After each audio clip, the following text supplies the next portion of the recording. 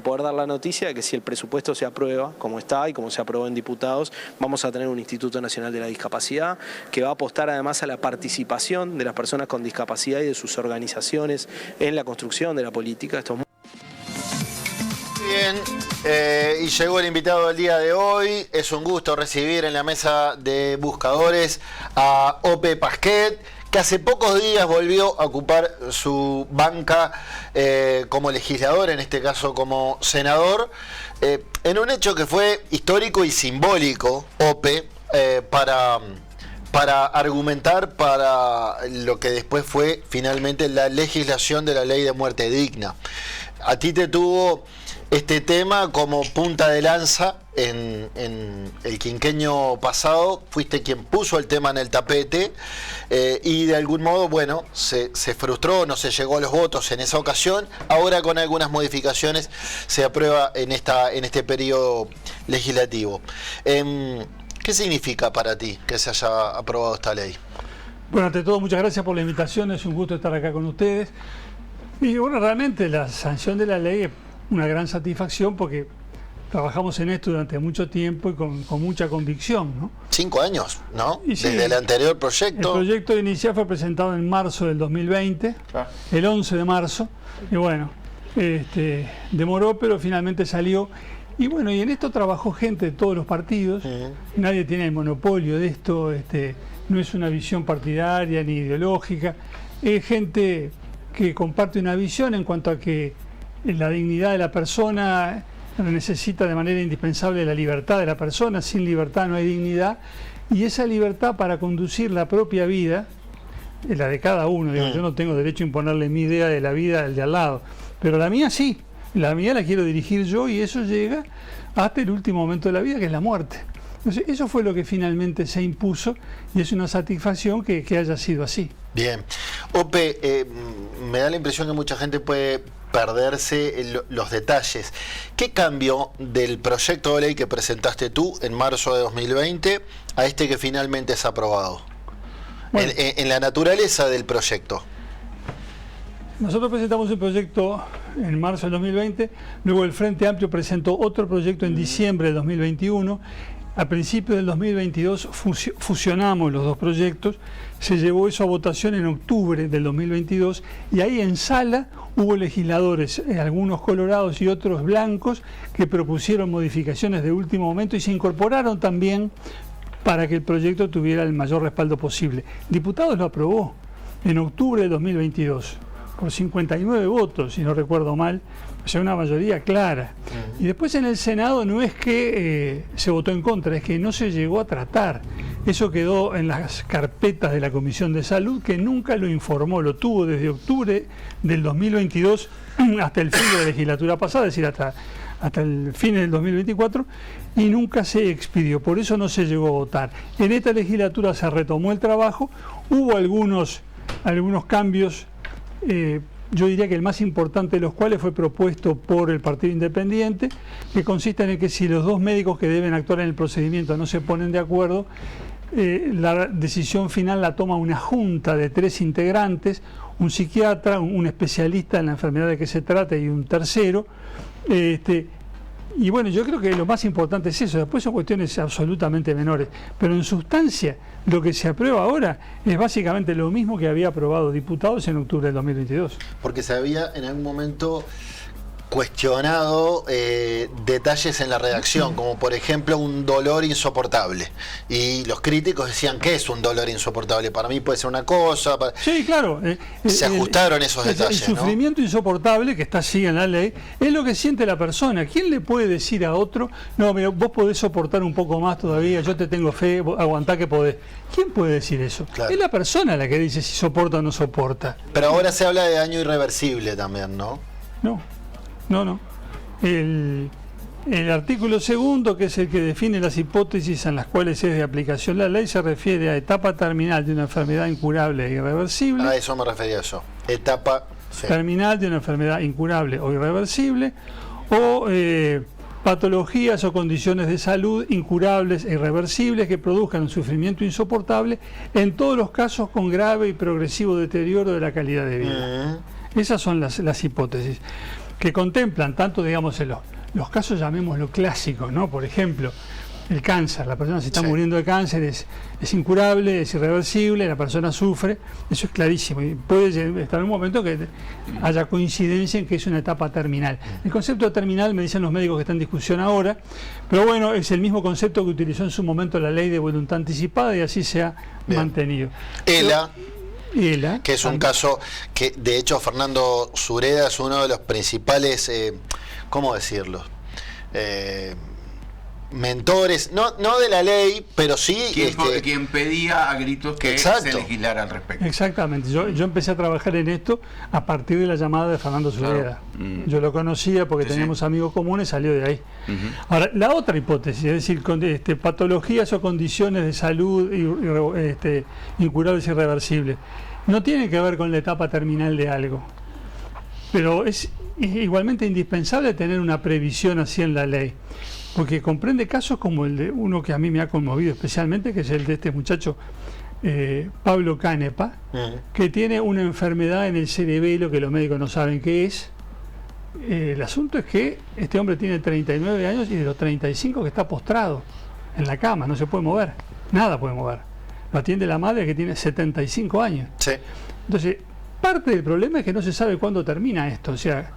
Lo que pasa es que en ese caso no se ha podido hasta el momento dar con el diagnóstico, pero hay tiempo también para que se encuentre un diagnóstico.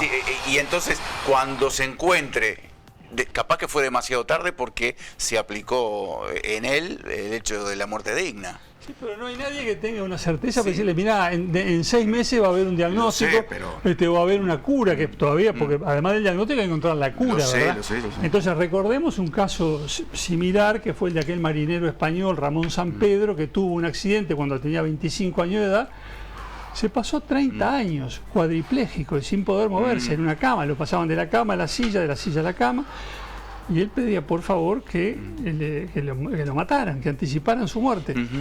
En aquel momento en España no había marco legal para hacer eso, lo intentó, fue a los tribunales, le dijeron que no, y finalmente logró que los amigos le acercaran un veneno, él tomó y se mató, o sea, fue suicidio asistido. Intervino la justicia, no encontraron a los responsables, quedó ahí hasta que después de producida la prescripción del delito, quienes habían actuado dijeron, bueno, fuimos nosotros, esto fue así. Pero digo, la persona estuvo 30 años en una cama. Ahora, a Pablo Canepa le vamos a decir lo mismo, quédate ahí a esperar el diagnóstico o la cura, y si son 30 años, porque es muy joven, tiene 39. Esa es la perspectiva. Yo creo que lo que tenemos que hacer es decirle, mirá, tenés las opciones, vos elegís, querés seguir así esperando el diagnóstico y la cura, te damos todo lo que podamos, cuidados paliativos, asistencia psicológica, todo lo que haya. Ahora, ¿querés terminar antes? Visto que no te podemos ayudar, también te damos la solución, la asistencia médica para morirte sin violencia, sin dolor, sin nada, apaciblemente, dignamente. De hecho está en la ley también que es indolora y de forma apacible, ¿no? Es la muerte digna. Entonces es algo para que la persona elija. Acá el eje es la voluntad de la persona. Sí. La ley no le impone nada a nadie. El que quiere esto, y están las condiciones que la ley prevé, puede optar por esto. El que no quiere, sigue su camino y todos en paz. Lo que pasa es que hoy no se puede elegir. Claro. Hoy el homicidio piadoso, que es como le llamamos a la eutanasia en nuestro Código Penal, está prohibido en todos los casos. En algunos casos el juez puede decir, bueno, voy a exonerar de pena al delincuente, pero el que lo haga es un delincuente. Entonces, claro, ¿qué médico se va a exponer a que lo llamen públicamente delincuente y se acierta la situación? Te hago una pregunta más y ya abro el panel, Susi. Me tocó hablar sobre este tema para un streaming de Argentina, en este caso de la provincia de Misiones, y yo decía que es una ley que da garantías, porque la persona primero que tiene que ir por sí y ante sí, de forma presencial o por escrito, a dejar clara su voluntad. Después se entrevista... Está bien, porque sí. Por escrito tiene que firmar en presencia del médico. Claro. Bueno, a eso iba. Después se tiene que entrevistar con un médico, en una segunda instancia con otro médico, y después hasta pasa por una junta médica. Y tiene que dejar constancia en Fiscalía, en Ministerio de Salud Pública. A lo que voy es a que hay una serie de pasos que le dan todas las garantías a la persona, ¿no? Yo entiendo que es así, y en esa convicción fue que esta ley se votó. La persona tiene que expresar su consentimiento por lo menos 4 y tal vez 5 veces. La primera es cuando pide que el procedimiento se inicie. Tiene que pedirlo por escrito y firmar el escrito en presencia del médico. No es que va con el escrito firmado y se le dice firmar en la casa. No. Allí, con el médico delante, firma. Después tiene la primera entrevista a fondo con ese médico, donde el médico lo informa acerca de las alternativas de que dispone, acerca de los cuidados paliativos, que de acuerdo con la ley de cuidados paliativos le deben ser ofrecidos además. No basta con que se le informe, la ley especial en esta materia, que es la ley de cuidados paliativos, dice que hay que ofrecerle los cuidados. Y el médico tiene que cerciorarse de que la voluntad que la persona expresa es, como dice la ley, libre, seria y firme. En esa entrevista es la segunda manifestación de voluntad. Después va al segundo médico, otra vez lo mismo, el mismo examen, independiente, completo. Con lo cual tiene tiempo de arrepentirse si quisiera. Por supuesto. Y otra vez tiene que manifestar su voluntad, porque el segundo médico tiene que controlar lo mismo que controló el primero, es decir, que haya una voluntad libre, seria y firme de poner fin a la vida. Y si todo esto sale bien, en el sentido de que el procedimiento avanza, se le recaba todavía una manifestación de voluntad final, que es otra vez por escrito, pero esta vez ante 2 testigos. Ahora, si hubo discrepancias entre los 2 médicos, hay que designar a una junta médica de 3 miembros, que va a ser la que en definitiva se pronuncie, que otra vez examinará al paciente, lo interrogará y tendrá que ratificar ante ella otra vez su voluntad de anticipar su muerte. Y transcurrido todo eso vendrá la manifestación de voluntad final. O sea, me parece que están dadas las garantías. Y todavía añado, hay un artículo de la ley que dice que una vez que se recorrió todo el camino y se llegó a la instancia final, la persona puede elegir cuándo y dónde se practicará la eutanasia. Entonces puede decirle perfectamente, no, mire, ahora no, porque estoy esperando que venga mi hijo que está en el exterior, será la semana que viene o será dentro de 10 días, será cuando el paciente lo decida. Y entonces tiene tiempo para volver a pensar, para volver a decidir, y basta una manifestación de voluntad de la persona para que se detenga el procedimiento y se archive definitivamente, o sea que pueda retractarse hasta el minuto final. Clarísimo. O sea, están todas las garantías. Me parece importante dejar claro la diferencia entre cuidados paliativos y esto, porque también se utilizó mucho como para poner una contraposición entre una y la otra, y me parece que no es tal. Me parece que al contrario, que pueden acompañarse una a la otra sin ningún tipo de problemas, porque se utilizó mucho el discurso de una falsa oposición entre cuidados paliativos y eutanasia. Desde la perspectiva que importa, que es la de la persona que está sufriendo, cuidados paliativos y eutanasia no son opuestos, sino que son complementarios. En Canadá, que donde hay ley de eutanasia desde hace tiempo, hay una estadística que dice que el 80% de las personas que piden la eutanasia pasaron antes por cuidado paliativo. Lo que pasa es que llega un momento en que no alcanza con ese alivio, con esa mitigación del dolor, ese acompañamiento incluso, y la gente dice, bueno, mira, hasta acá llegué, no quiero más, porque sé que esto es incurable, que no tiene arreglo, que ese es lo que no hay que olvidarse nunca. Estamos hablando de gente que no ve luz al final del túnel porque los médicos dicen que no hay luz al final del túnel. O sea que esto y cada día está peor que el anterior. Entonces llega un momento en que se cansan de luchar y de pelear, o que no les hacen efecto los calmantes, los tratamientos, y dicen, hasta acá llegué. Y eso es que, me parece a mí, hay que respetarlo. Pasquel, le pido una reflexión de las declaraciones del arzobispo Daniel Sturla, que en algo casi sin precedentes en la Iglesia señaló públicamente que había que mirar con atención quiénes votaban a favor, quiénes votaban en contra, para después en las elecciones nacionales ver a quién se votaba. Esto recibió una dura réplica del presidente del Frente Amplio, que siempre reivindica su condición de católico, de cristiano, lo cual es todavía más grave. Habla de un pecado mortal. Usted no es católico, tengo entendido, pero no importa, es el que propuso esto. ¿Cómo vio esta intromisión de Sturla, casi sin precedentes en la Iglesia, en este tema puntual? Mire, no me llama la atención. Siempre han tenido una actitud militante en contra de esto, como antes la han tenido en contra de muchas otras cosas, empezando por el divorcio, el aborto. Y seguimos, ¿no? Pero hablar del voto, ¿usted escuchó alguna vez a algún arzobispo decir eso? No recuerdo. Ahora, me interesa aclarar que desde mi punto de vista, al menos, esto no es ningún menoscabo de la laicidad del Estado, porque el cardenal Sturla es ciudadano como cualquier persona, puede opinar y le hablará a su como comunidad cristiana. el lío lo va a tener adentro, porque Claro. como ya lo tiene con Pereira, pues hay católicos que dicen, mire, yo comparto con usted la fe, Claro. pero no comparto sus opiniones en esta materia. Entonces que usted, que se supone que me representa a mí, diga estas cosas, a mí me choca. Pero bueno, es un problema de la Grey católica, digamos. Los ciudadanos que no compartimos esa fe, simplemente registramos la manifestación del cardenal Sturla como una de las tantas manifestaciones en contra de la ley. Pero bueno, estas disputas que hay en la sociedad acerca de si esto está bien o está mal, en una sociedad democrática se resuelven a través de la ley, que es lo que acabamos de votar. La ley votada por los representantes del pueblo. Entonces, esa es la solución de esto. A veces se dice, no, pero hay visiones contrapuestas, no se puede laudar. ¿Cómo que no se puede? Estas cosas se laudan a través de la ley. Y hasta este momento, cuando la ley no entró en vigencia todavía, porque falta la promulgación del Ejecutivo y falta la publicación, etcétera, esto ya está laudado también por el Código Penal, que prohíbe la eutanasia en todos los casos, aún para la gente que quisiera que hubiera una ley de eutanasia porque querría terminar así. Entonces, hoy por hoy está laudado por normas del Código Penal que no tienen respaldo popular, porque todas las encuestas que se han hecho indican que hay una clara y sólida mayoría a favor de la ley de eutanasia. Bambi, ¿no? No, para mí es Bien, claro. pensaba lo siguiente, hay quienes, lo veíamos en las repercusiones a nivel internacional, porque eso puso, esta ley puso nuevamente a Uruguay en el mapa, en el concierto internacional, sumaban esta ley a la agenda de derechos votada en gobiernos de Frente Amplio, ¿no? Entonces, bueno, ahí aparecen matrimonio igualitario, la despenalización del aborto, etcétera, la legalización de la marihuana también, y ahora esto porque nuevamente se vota en un gobierno de Frente Amplio.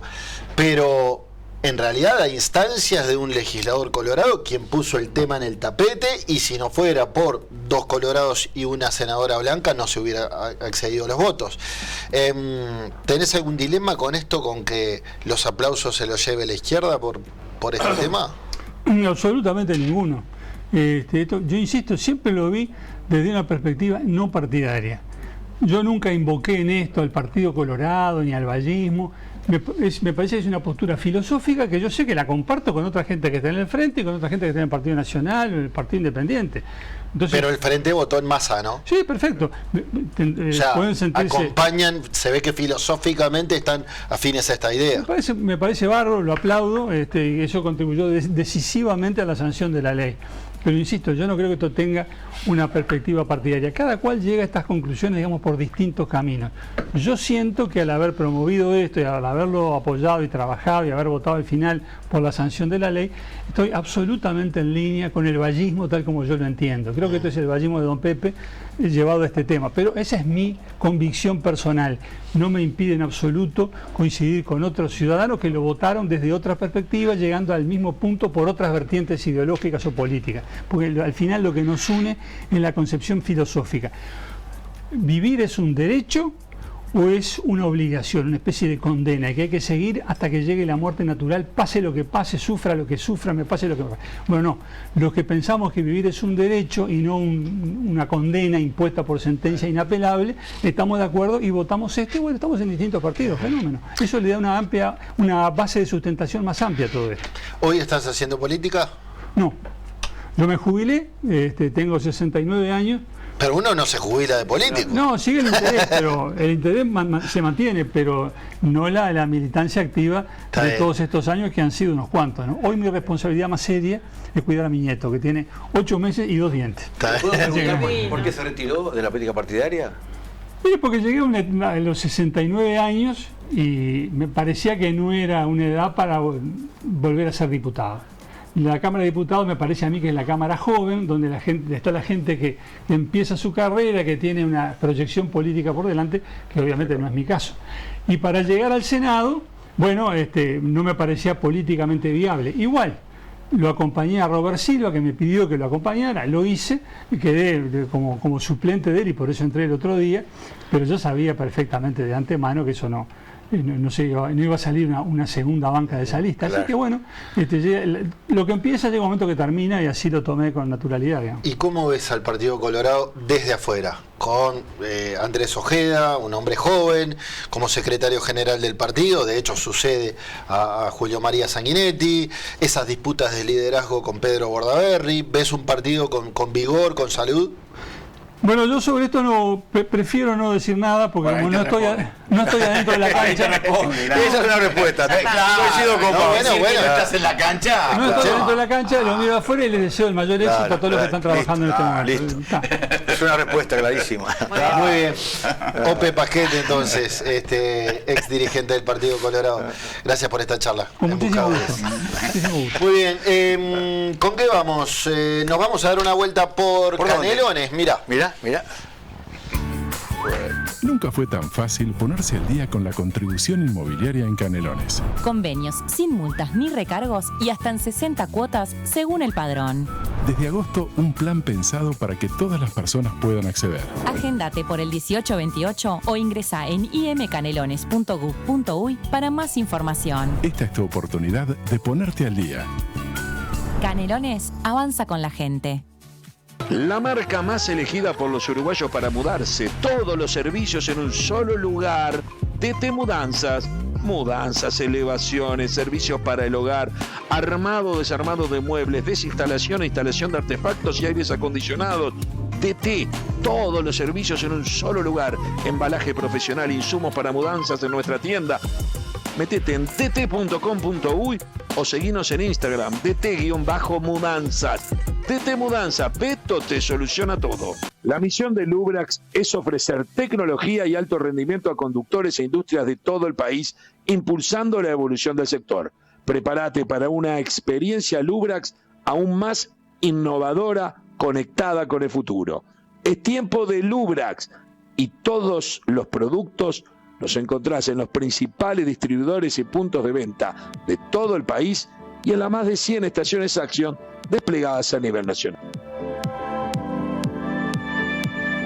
Atención Paysandú, sí señor, el próximo jueves 23 a las 19:30 se presenta el libro El socialismo en el penal de Punta Carretas de nuestro compañero Alberto Silva.